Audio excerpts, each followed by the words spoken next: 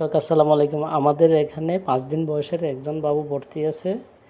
ও ও নিজের থেকে মায়ের বুকের দুধ টেনে খাইতে পারতেছে না। এটা খাওয়ার জন্য আমরা এইসব বাবুদেরকে আমরা মুখে বা নাকে দিয়ে নল দিয়ে আমরা খাবার দিই। তো আজকে এই প্রসিডিউরটা আপনাদেরকে দেখাবো।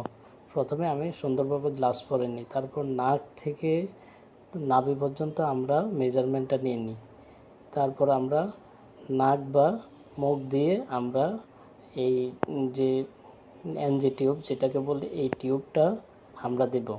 মুখ থেকে শুরু করে মুখ দিয়ে ঢুকি, এটা একদম পেট পর্যন্ত আমরা এটা নিয়ে আসব। তারপর এই সময় দেখা যাচ্ছে যে এটা শ্বাসনালীতে চলে যেতে পারে, আর বাবুটার এমনও একটু শ্বাসকষ্ট আছে। তো শ্বাসনালীতে গেলে বাবু স্পন্টানিয়াস কাশি দিবে। তো আশা করি এটা শ্বাসনালীতে যায় নাই। এটা যে শ্বাসনালীতে যায় না, আমরা কিভাবে কনফার্ম করব? একটা সিরিঞ্জ নিব, সিরিঞ্জ দিয়ে এটা আমরা পেটের মধ্যে বাতাস দিব। বাতাস দিয়ে আমরা স্টেথোস্কোপ পেটের মধ্যে বসিয়ে কনফার্ম করব যে এটা শ্বাসনালীতে গেছে কিনা।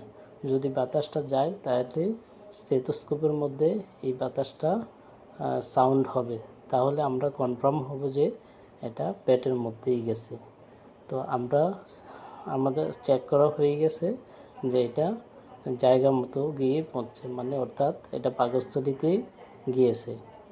তো আমরা যেসব বাবুরা মায়ের বুকের দুধ টেনে খেতে পারে না, আমরা ওদেরকে এই নাকে অথবা মুখের মধ্যে নল দিয়ে খাবারটা দিই।